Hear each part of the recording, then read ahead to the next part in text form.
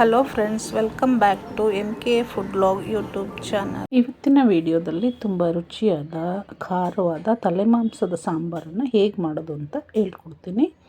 ಇದಕ್ಕೆ ನಾನು 1 kg ತಲೆಮಾಂಸವನ್ನು ನೀಟಾಗಿ ತೊಳೆದು ಇಟ್ಕೊಂಡಿದ್ದೀನಿ. ಇದನ್ನು ಹೇಗೆ ಮಾಡೋದು ಅಂತ ಹೇಳ್ಕೊಡ್ತೀನಿ.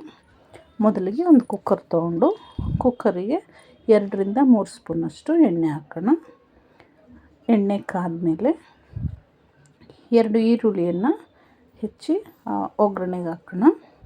ಈರುಳ್ಳಿಯನ್ನು ಚೆನ್ನಾಗಿ ಫ್ರೈ ಮಾಡ್ಕೊಳ್ಳೋಣ. ಈಗ ತೊಳೆದಿಟ್ಟಿರುವಂಥ ತಲೆಮಾಂಸವನ್ನು ಈ ಈರುಳ್ಳಿ ಫ್ರೈಗೆ ಹಾಕಿ ಚೆನ್ನಾಗಿ ಮಿಕ್ಸ್ ಮಾಡ್ಕೊಳ್ಳೋಣ. ಸ್ವಲ್ಪ ಅರಿಶಿನ ಪುಡಿ, ಸ್ವಲ್ಪ ಕೊತ್ತಂಬರಿ ಸೊಪ್ಪು ಎಲ್ಲವನ್ನು ಹಾಕಿ ತಲೆಮಾಂಸವನ್ನು ಚೆನ್ನಾಗಿ ಕುಕ್ಕರಿನಲ್ಲಿ ಫ್ರೈ ಮಾಡ್ಕೊಳ್ಳೋಣ. ರುಚಿಗೆ ಸ್ವಲ್ಪ ಉಪ್ಪನ್ನು ಹಾಕಿ ಮಿಕ್ಸ್ ಮಾಡಿ ಒಗ್ಗರಣೆ ಮಾಡ್ಕೊಳ್ಳೋಣ. ಅದೊಂದು ಕಡೆ ಫ್ರೈ ಆಗ್ತಿರೋ ಹಾಗೆ ಮತ್ತೊಂದು ಕಡೆ ಮಸಾಲೆಗೆ ರೆಡಿ ಮಾಡ್ಕೊಳ್ಳೋಣ. ಒಂದು ಮಿಕ್ಸಿ ಜಾರಿಗೆ 1 ಕಪ್ನಷ್ಟು ತೆಂಗಿನಕಾಯಿ, 2 ಬೆಳ್ಳುಳ್ಳಿ, 2 ಇಂಚಿನಷ್ಟು ಶುಂಠಿ, 1 ಹಸಿ ಈರುಳ್ಳಿ, 4 ಲವಂಗ, 4 ಚಕ್ಕೆ, ಸ್ವಲ್ಪ ಕೊತ್ತಂಬರಿ ಸೊಪ್ಪು, ಖಾರಕ್ಕೆ ತಕ್ಕನಾಗಿ ಚಿಲ್ಲಿ ಪೌಡರ್ 2 ಸ್ಪೂನಷ್ಟು ಚಿಲ್ಲಿ ಪೌಡರ್ ಹಾಕ್ತಾಯಿದ್ದೀನಿ, ಧನಿಯಾ ಪೌಡರ್.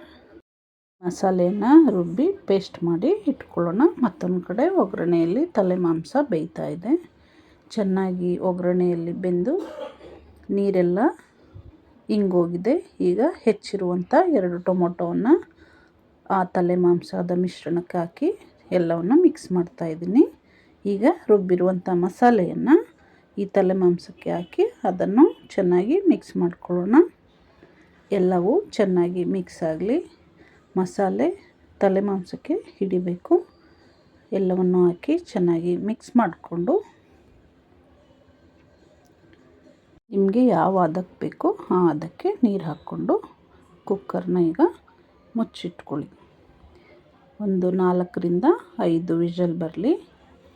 ಇಲ್ಲಾಂದರೆ ಬೇಯಲಿಲ್ಲ ಅಂದರೆ ಒಂದು 7-8 ವಿಷಲ್ ಹಾಕ್ಸಿದ್ರೂ ಸರಿ. ಕುಕ್ಕರ್ನ ಮುಚ್ತಾ ಇದ್ದೀನಿ. ಒಂದು 5-6 ವಿಷಲ್ ಹಾಕ್ಸೋಣ.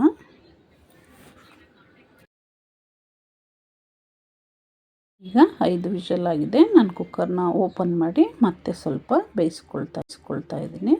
ನೋಡಿ ಸಾಂಬಾರು ಹೇಗೆ ರೆಡ್ಡಿಶ್ ಆಗಿ ಎಷ್ಟು ಚೆನ್ನಾಗಾಗಿದೆ. ಘಮ ಘಮ ಅಂತ ವಾಸನೆ ಬರ್ತಾ ಇದೆ. ಮುದ್ದೆ ಜೊತೆ ತುಂಬ ಚೆನ್ನಾಗಿರುತ್ತೆ. ತಲೆಮಾಂಸದ ಸಾಂಬಾರು ರೆಡಿ ಟು ಸರ್ವ್. ನಿಮಗೂ ಈ ವಿಡಿಯೋ ಇಷ್ಟ ಆಗಿದ್ದರೆ ಲೈಕ್ ಮಾಡಿ, ಶೇರ್ ಮಾಡಿ, ಸಬ್ಸ್ಕ್ರೈಬ್ ಮಾಡಿ. ಹೇಗಿದೆ ಅಂತ ಕಮೆಂಟ್ ಮಾಡಿ. Thank you for watching.